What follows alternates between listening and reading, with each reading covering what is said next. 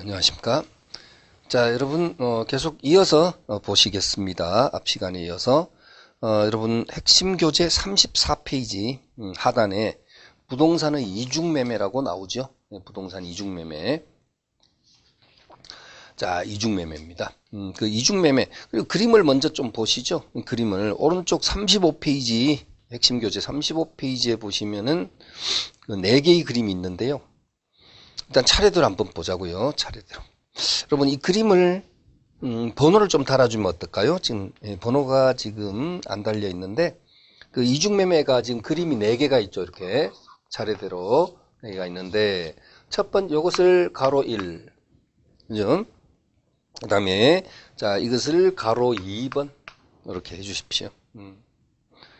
네, 그 다음에 자, 요거 가로 3 그대로 순서대로 가로 4번 이렇게 딱 해주십시오. 왜 이걸 붙이냐면요.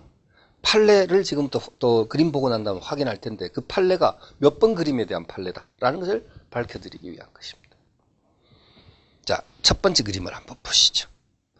자, 이것은 갑을이 매매계약을 했고요. 다시 돌아서 갑과 병이 또 매매계약을 했을 때 이때 갑과 병 사이 이루어진 매매계약을 우리가 뭐라 합니까? 이중매매. 그렇죠? 그래서 요 1번 그림이 차례대로 그러면 요 지우고 1번 그림이 갑과 을이 매매계약을 했고 동일한 토지, 같은 토지에 대해서 병과 또 매매계약을 했을 때 그리고 이제 얘네들의 이 명칭 이름을 여러분이 당연히 기억하셔야죠.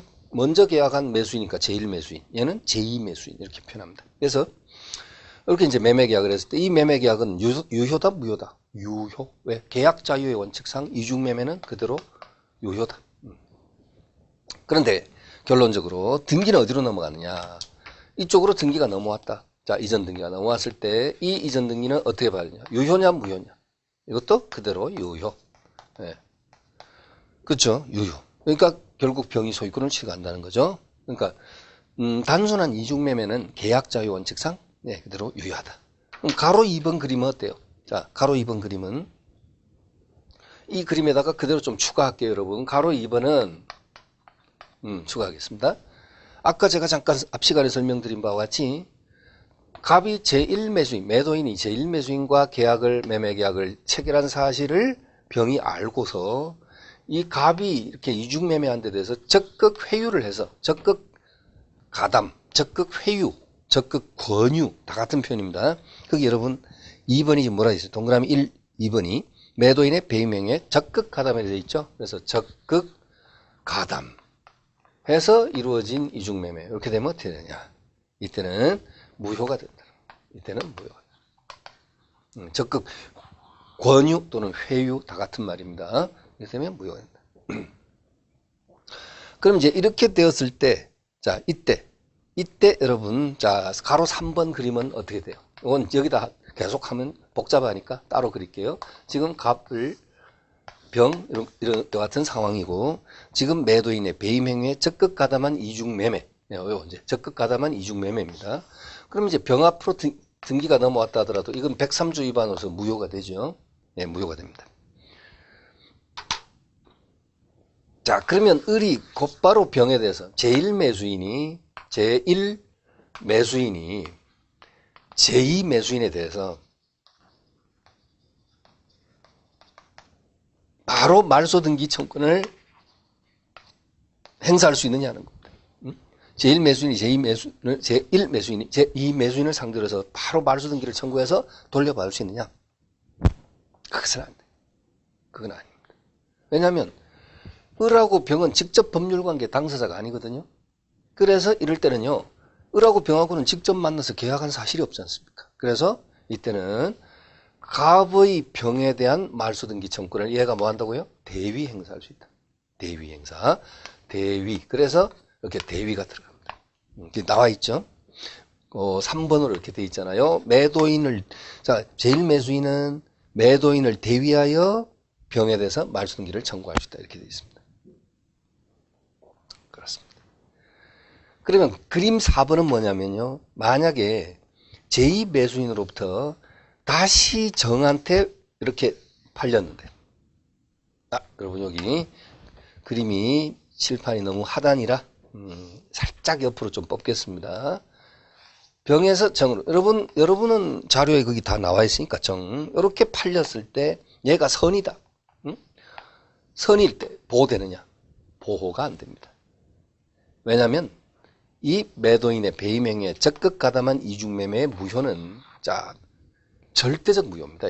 이건요 여러분 나중에 무효취소편에서 절대적 무효, 상대적 무효 공부하시는데요. 이건 절대적 무효.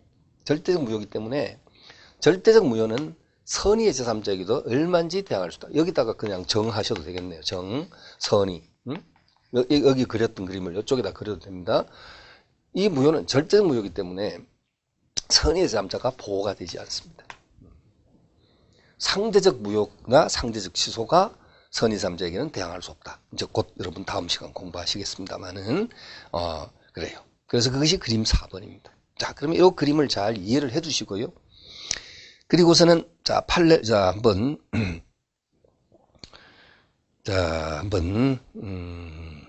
보시죠.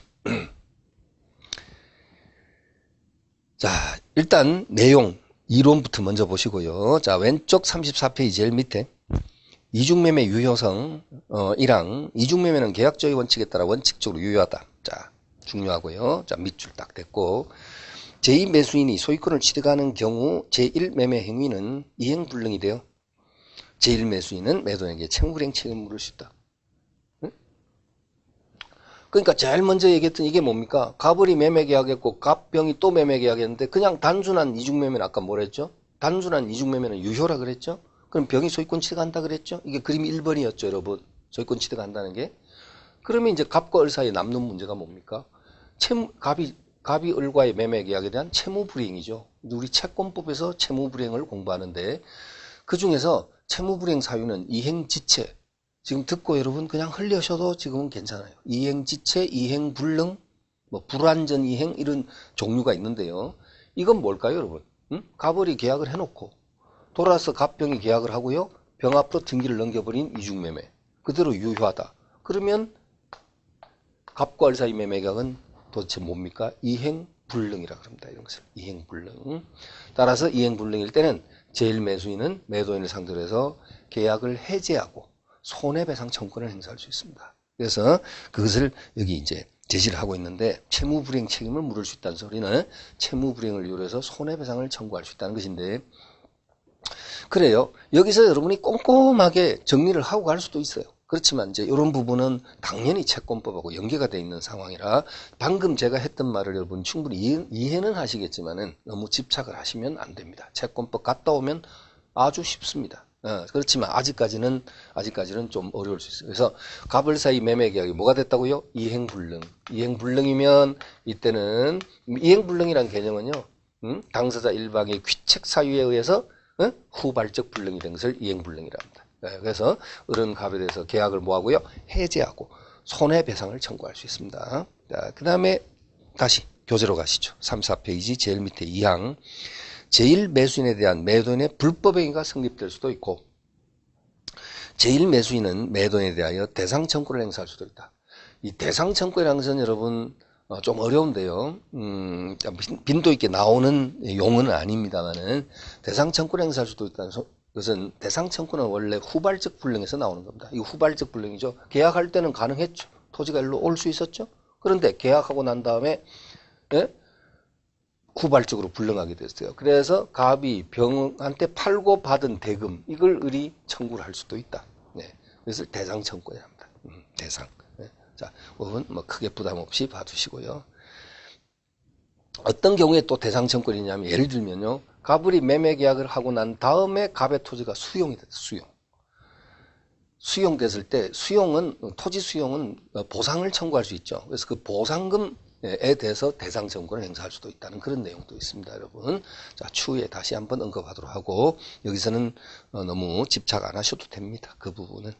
그림 4개 나와 있는 이 정도만 아는 것으로도 충분하거든요. 이것도 여러분 사실 여러분 시험 수준에서는 뭐랄까요? 차고 넘칩니다. 그래요. 넘친다. 사실은 그렇습니다. 그래서 자, 그다음에 가로 2번 이중매매가 무효인 경우. 자, 방금 그림 위주로 해서 자, 1항 오른쪽 페이지 제일 위에 제2매매행위가